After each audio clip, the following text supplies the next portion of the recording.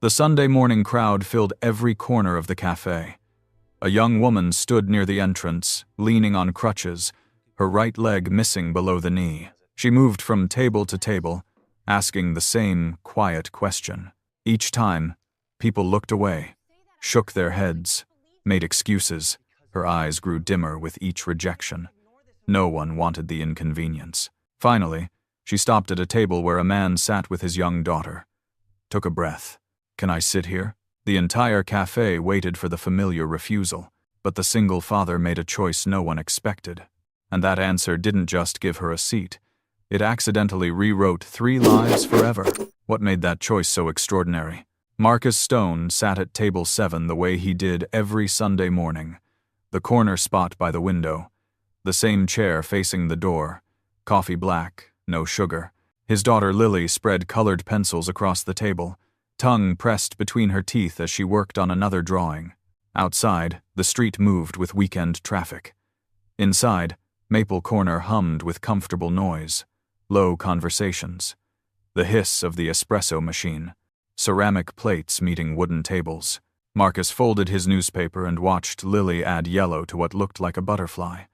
She had her mother's concentration, that ability to disappear into something and forget the world existed. He tried not to think about that too often.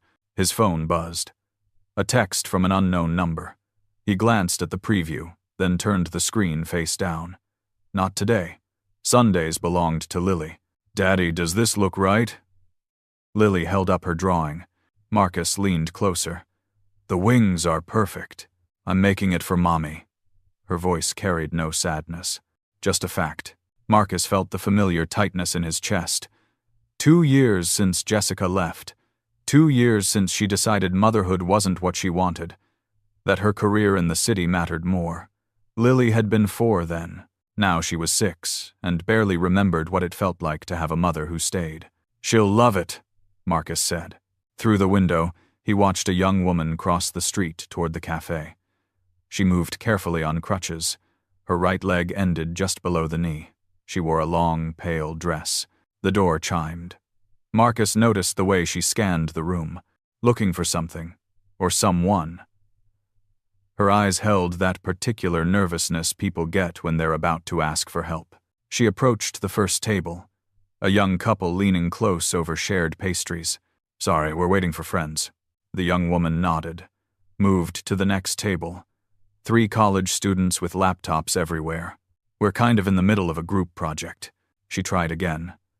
A middle-aged man in a business suit who didn't even look at her, just waved his hand. "I need the space."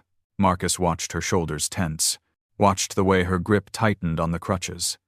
She stood in the middle of the cafe now, surrounded by people but utterly alone. Lily tugged on his sleeve. "Daddy." "What, sweetheart?" "That lady looks sad." Marcus followed his daughter's gaze. The woman was walking toward them now, each step deliberate. She stopped at the edge of their table. Up close, Marcus could see the tension in her jaw. She looked at him directly. Not at the empty chair, not at Lily, at him. "Excuse me." Her voice was quiet but steady. "Can I sit here?" Marcus felt the weight of everyone pretending not to watch, felt the question hanging in the air like something fragile. For a moment he just looked at her, really looked. And what he saw wasn't what everyone else seemed to see.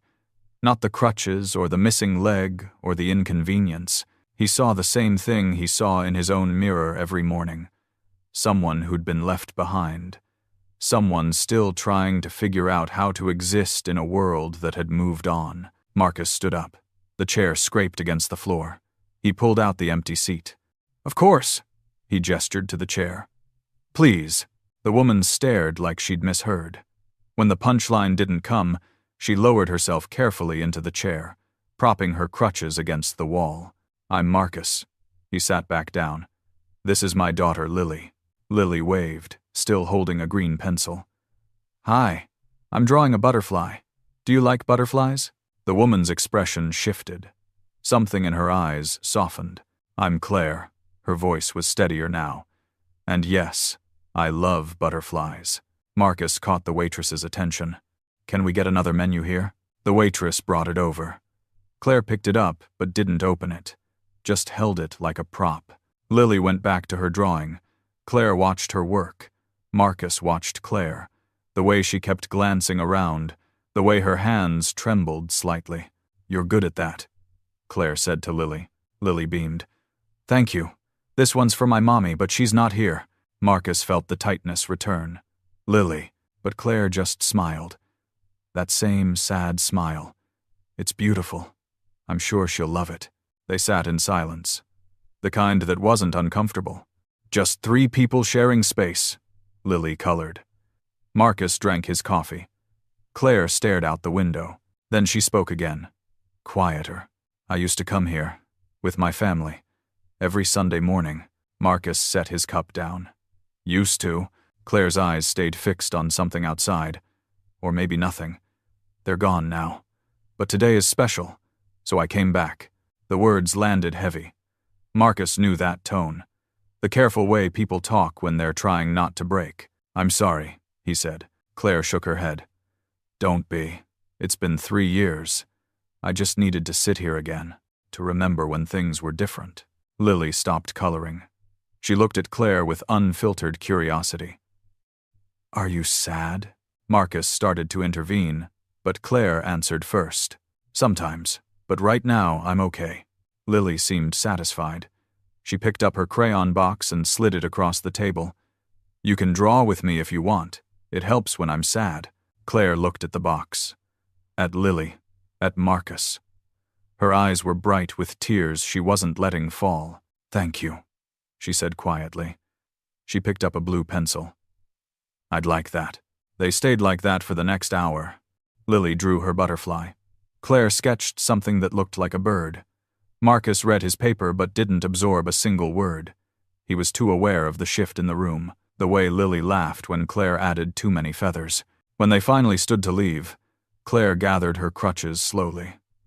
She looked at Marcus, and this time there was something different in her expression. Not gratitude exactly, more like recognition. "Thank you for letting me sit."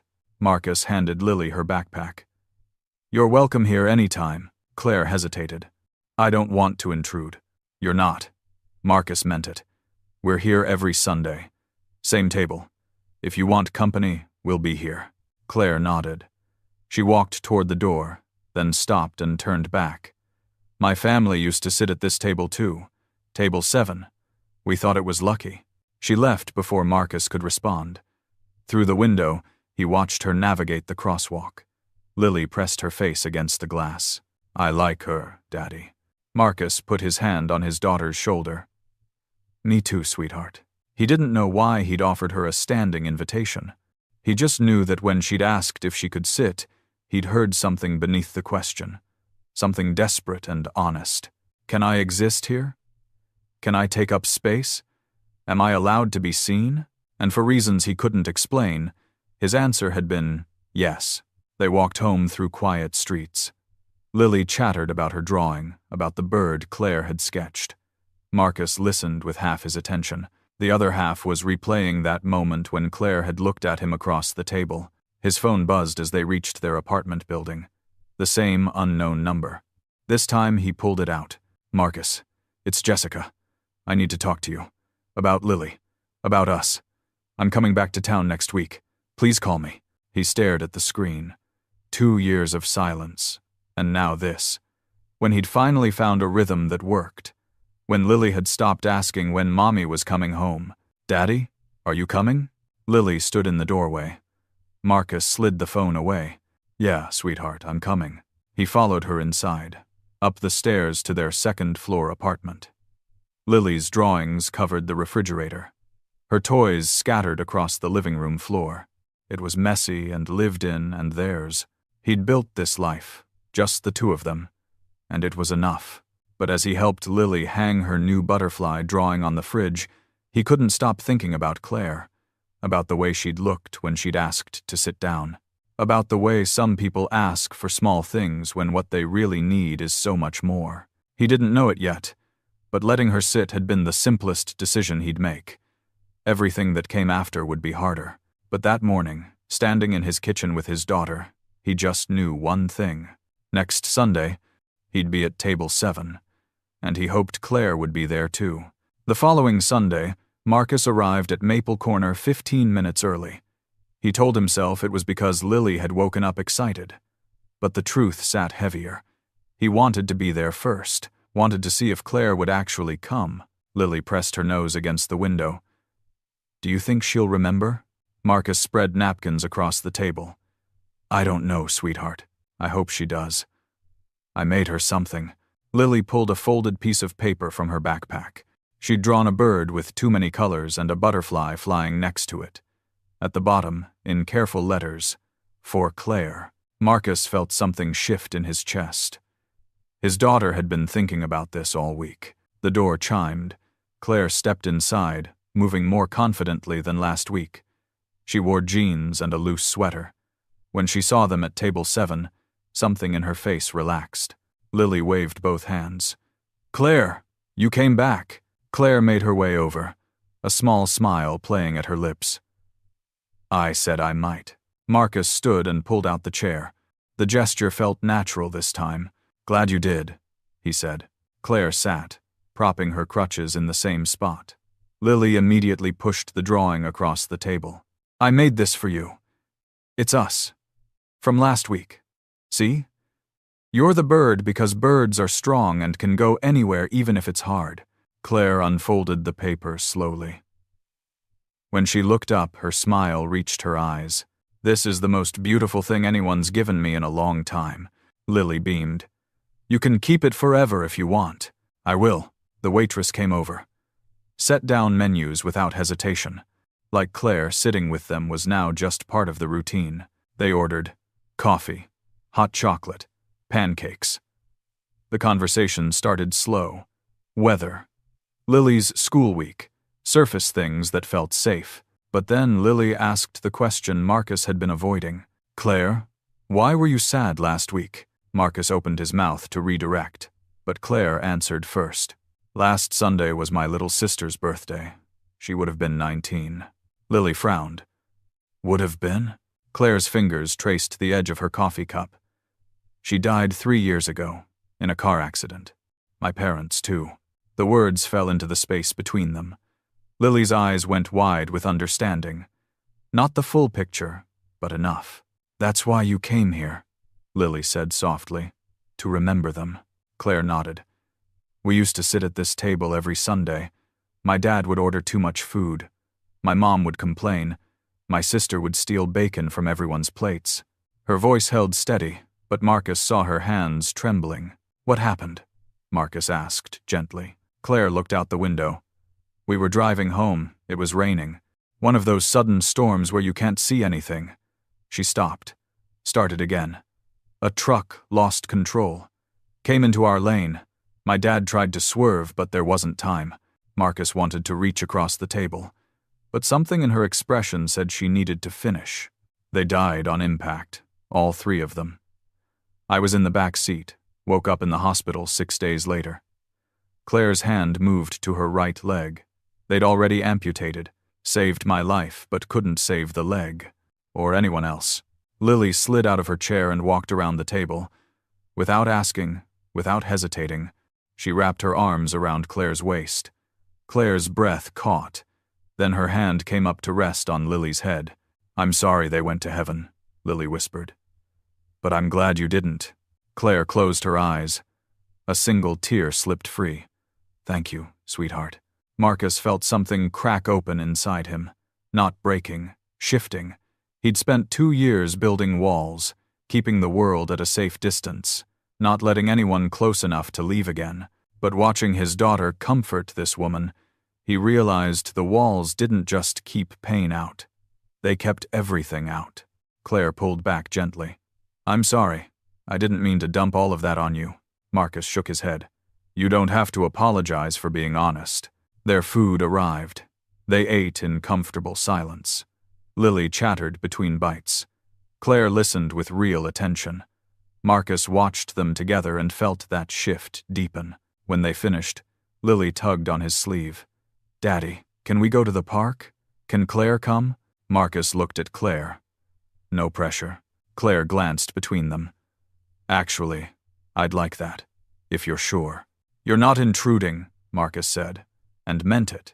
The park was 10 minutes away. Autumn had turned the trees gold and red.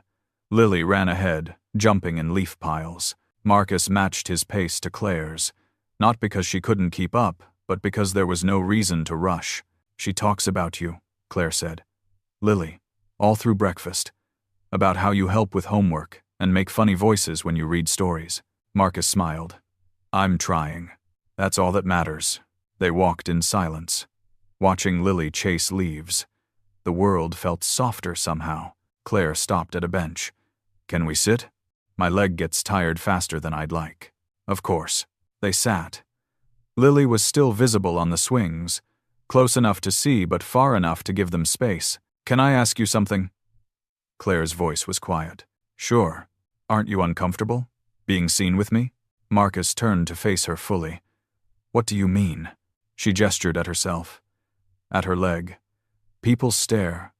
They always stare. And I just thought maybe you'd rather not deal with that. Marcus understood then. The weight she carried wasn't just grief, it was shame. Claire, when I look at you, you know what I see? She shook her head. Someone brave enough to walk back into a place that holds her worst memories. Someone who smiled at my daughter even though she was drowning. Someone who's still here, still fighting, even though the world took everything from her. Claire's eyes filled again. That's not what most people see. Then most people are idiots. She laughed. A real laugh that caught her by surprise. Lily ran over, breathless. Claire, come push me on the swings. Claire looked at Marcus. He nodded. I'd love to. Watching Claire push his daughter on the swing, Marcus felt something he hadn't felt in years. Hope. Not the desperate kind, but the quiet kind that comes from accepting things as they are and finding beauty anyway. His phone buzzed. Another message from Jessica. Marcus, please. I need to see Lily. To explain. I'm coming next Friday. We need to talk. He stared at the screen. 2 years of silence, and suddenly she wanted back in. Everything okay? Claire had walked back over. Marcus slid the phone away. Yeah, just work stuff. He wasn't sure why he lied. Maybe because talking about Jessica would bring her into this space, and he wanted to keep this moment separate. The weeks folded into each other.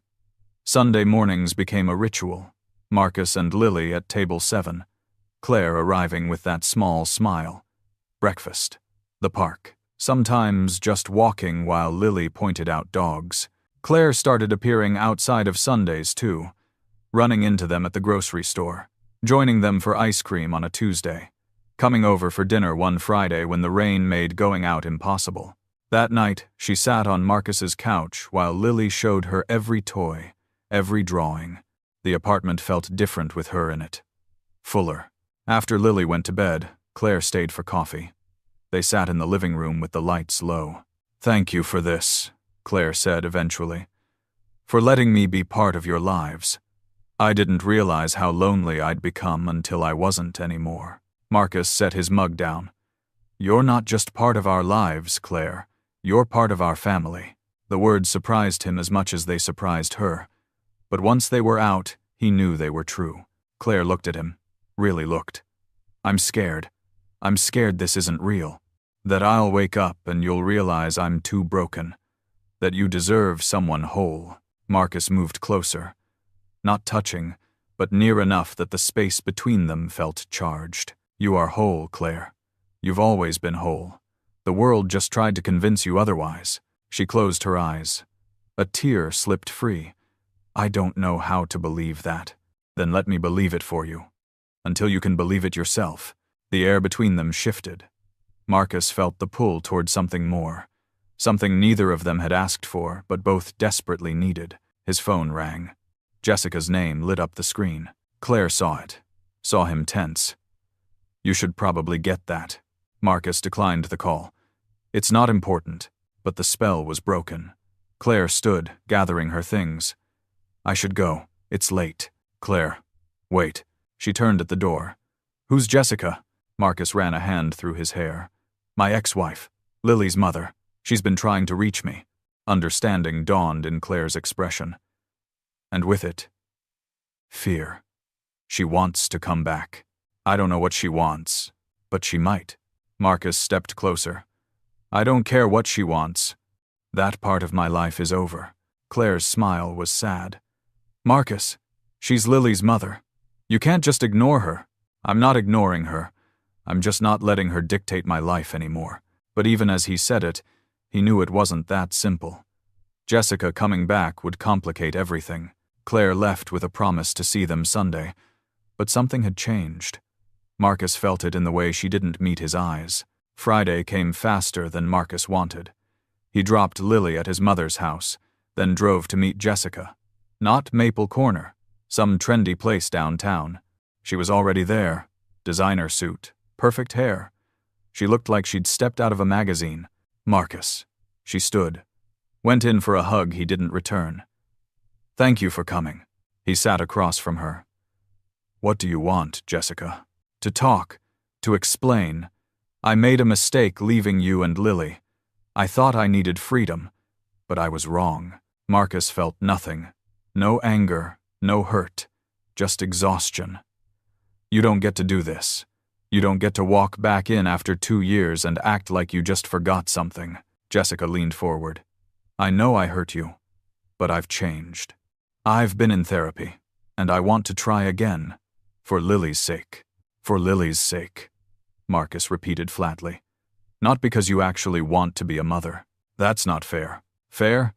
You know what's not fair? Lily asking me every night for 6 months when Mommy was coming home, building a life where she feels safe. And now you want to walk back in and destroy that because you've decided you're ready? Jessica's expression hardened. I'm her mother, Marcus. I have rights. You're a woman who gave birth to her. Being a mother is something you earn. Every day. Every sleepless night. Every moment when they need you, and you show up. Is there someone else? Jessica's voice turned sharp. Marcus thought of Claire. Of her smile. Of the way Lily lit up around her. This is about Lily. About what's best for her. And what's best for her is consistency. People who don't leave when things get hard. I want to see her, Jessica said. I'm not asking permission. Marcus stood. You can see her. We can arrange visits. But that's all. You don't get to come back and play house. Jessica watched him gather his jacket. I know about her, Claire. I looked you up online. Saw photos. Marcus froze. How do you know her name? I did some digging. Jessica's tone wasn't apologetic. Does she know what she's getting into? What happens in my life is none of your business anymore. He left before she could respond. Sat in his car and called his mother. How's Lily? Perfect.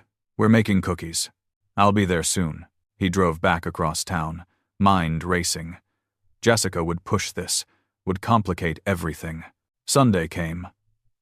Marcus and Lily arrived at Maple Corner at their usual time. But Claire didn't come, didn't answer his texts. Lily kept asking where she was.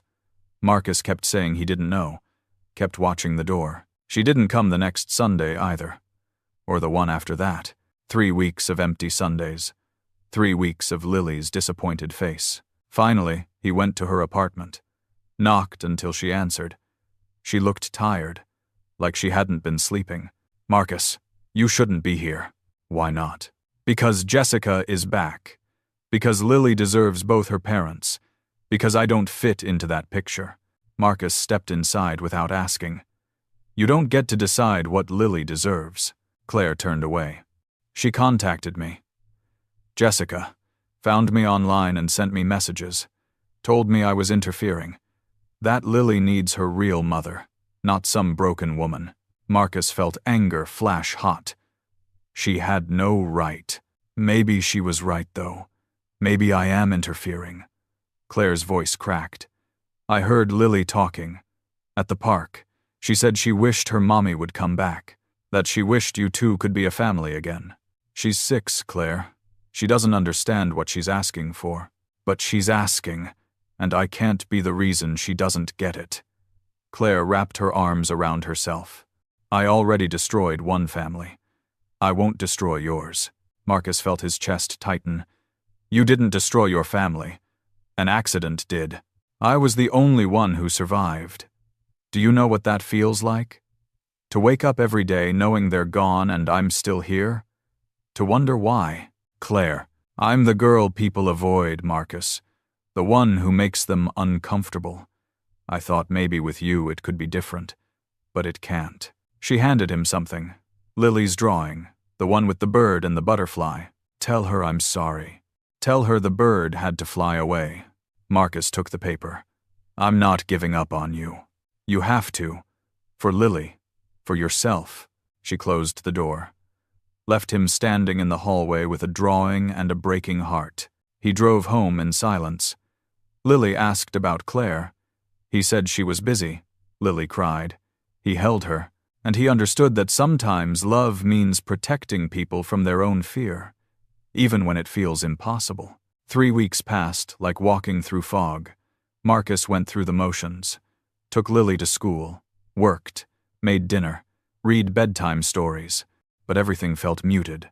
Lily drew less. Talked less. She'd stopped asking about Claire, but Marcus saw the questions in her eyes every time they passed Maple Corner. Jessica called repeatedly. He finally answered. They arranged supervised visits. 2 hours every other Saturday. Jessica had backed down from her threats. Maybe she'd realized she didn't actually want the fight. Just the appearance of trying. On Thursday evening, Lily sat at the kitchen table with homework spread out. Math problems she wasn't solving. Daddy. Marcus looked up. Yeah. Sweetheart? Did we make Claire sad? The question hit him square in the chest. No. Why would you think that? Lily's eyes filled. Because she left. Just like Mommy left. And I thought maybe it was because of me. Marcus moved to kneel beside her chair, pulled her into his arms. Listen to me. Claire leaving had nothing to do with you. She thinks she's protecting us. She thinks we're better off without her. But we're not. Lily's voice was small. I miss her, Daddy. I miss her so much. I know. I do too. Then why can't we go get her? Why can't we tell her we want her to stay? Marcus held his daughter tighter. It's complicated. That's what grown-ups always say when they're scared. The words stopped him cold. Because she was right. He was scared.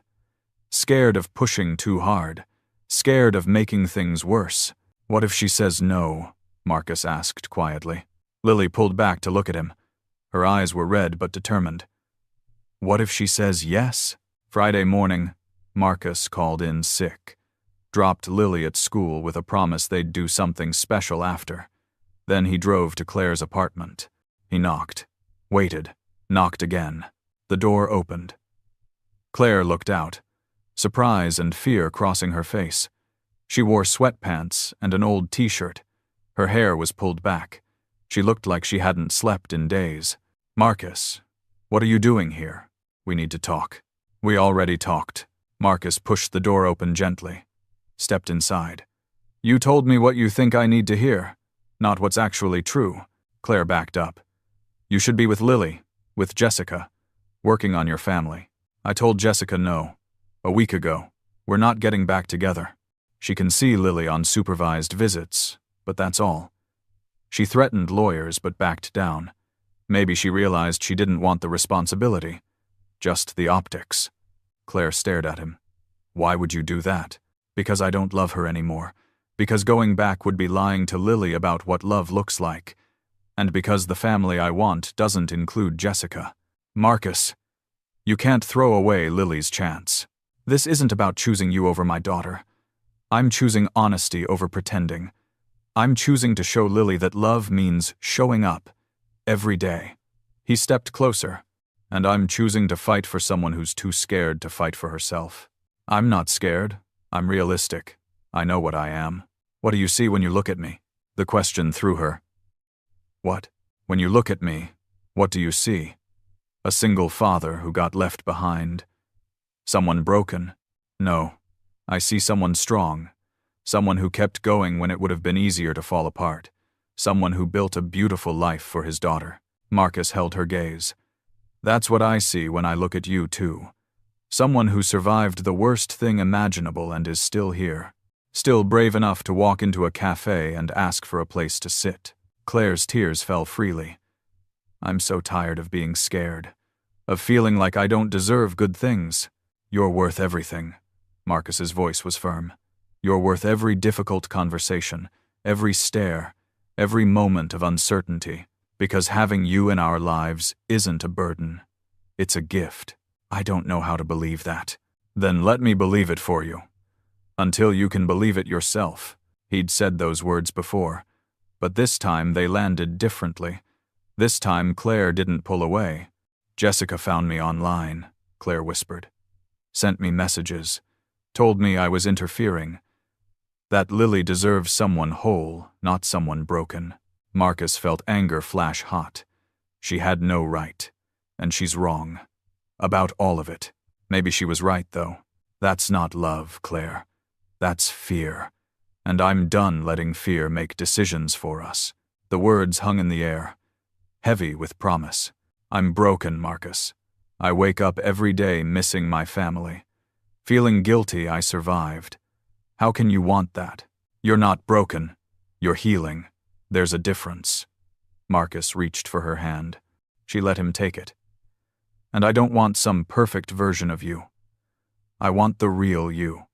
The one who sits at table 7 and draws birds with my daughter. The one who's still here, still trying, even when every part of you wants to give up. Claire's breath caught. What if I can't do this?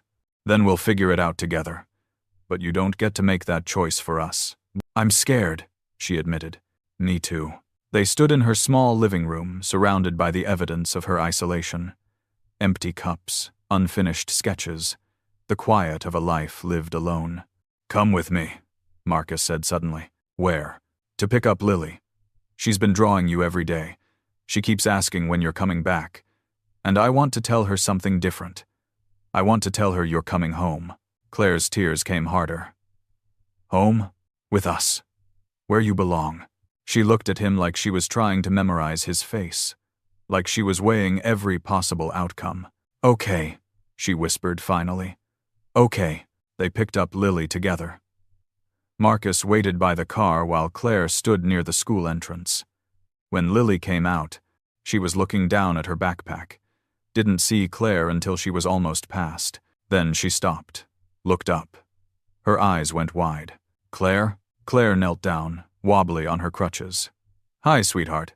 Lily dropped her backpack and ran, threw herself into Claire's arms so hard they almost fell. Claire caught her, held her, and let herself cry. You came back, Lily sobbed. I thought you were gone forever. I'm sorry. I got scared. But your dad reminded me that being scared isn't a good enough reason to leave people you love. Lily pulled back. You love us? So much. More than I thought possible. I love you too. Can you stay this time? Can you stay forever? Claire looked over Lily's head at Marcus. He nodded. Yeah, Claire said softly. I can stay. 6 months later, they sat at table 7 on a Sunday morning. Marcus with his coffee, Lily with her hot chocolate, Claire with her own coffee and a smile that had become permanent. Claire had started physical therapy, was learning to use a prosthetic leg. Some days she still needed the crutches. Other days she could walk with just a cane. She'd told Marcus it didn't matter which. That she was done hiding. Marcus reached into his pocket, his heart hammered. He'd been carrying the small box for 2 weeks, but sitting here, in the place where it all started, he realized there would never be a more perfect moment. Claire? She looked up. Yeah? Marcus set the box on the table, watched her expression shift from confusion to understanding to disbelief. 3 years ago, you asked if you could sit here. Today, I'm asking if you'll stay, not just at this table, but forever. As my wife, as Lily's mother, as family. Claire's hands trembled as she opened the box. Inside was a simple silver ring with a small diamond. Nothing flashy, just real. Marcus, Lily bounced in her seat. Say yes, say yes. Claire laughed through her tears. You knew about this? Lily nodded enthusiastically. Daddy and I picked it out together. Claire looked at Marcus, at the man who'd given her back her humanity, at the little girl who'd taught her that love wasn't earned but received, at the life she never thought she deserved. Yes, she said. Strong, Certain. Yes, I'll stay. Marcus slid the ring onto her finger. Lily cheered loud enough that several tables looked over with smiles, and for once, the attention didn't make Claire want to disappear. For once, she let herself be seen. They stayed at the cafe for another hour. Celebrating quietly, Lily drew wedding dresses. Claire and Marcus held hands across the table, like people who'd been given a second chance and knew exactly how precious that was. As they were leaving, a young woman entered. She moved slowly, using a walker. Her eyes scanned the room with that familiar mix of hope and fear. Lily noticed her first, tugged on Claire's hand. That lady looks sad. Like you used to look. Claire watched the woman approach a table and get turned away, watched her shoulders sag. Without hesitating, Claire walked over. The woman looked up, surprised. Hi, Claire said gently. Do you want to sit with us? We have room. The woman's eyes filled. Really? Really? There's always room. They walked back to table 7 together. Marcus pulled out a chair. Lily scooted over, and the woman sat down with the kind of relief that only comes from being seen, from being welcomed, from being told you're allowed to exist exactly as you are. 1 year later, Maple Corner hosted a small wedding reception. Table 7 had a reserved sign, The Stone Family. Claire wore a simple white dress. She'd been using her prosthetic more regularly, though she kept her crutches nearby. She didn't hide anything anymore. She stood next to Marcus with her head high and let herself be completely visible. Lily was the flower girl. She'd insisted on yellow because it was Claire's favorite color. She scattered petals with pure joy. Jessica had sent a card. Brief congratulations. An acknowledgement that she was glad Lily had found a mother who would stay. It wasn't forgiveness, but it was close to acceptance. The ceremony was small, but the love was enormous. When it was over, they sat at table 7. Marcus, Claire, Lily, the same way they had that first Sunday, except now Claire wore a ring. Now Lily called her Mom. Now the scared woman who'd asked for a seat had become the foundation of their family. Thank you for letting me sit here, Claire whispered. Marcus kissed her forehead. Thank you for asking. Sometimes all it takes to change a life is one person willing to say, please, sit with me. And sometimes that's everything.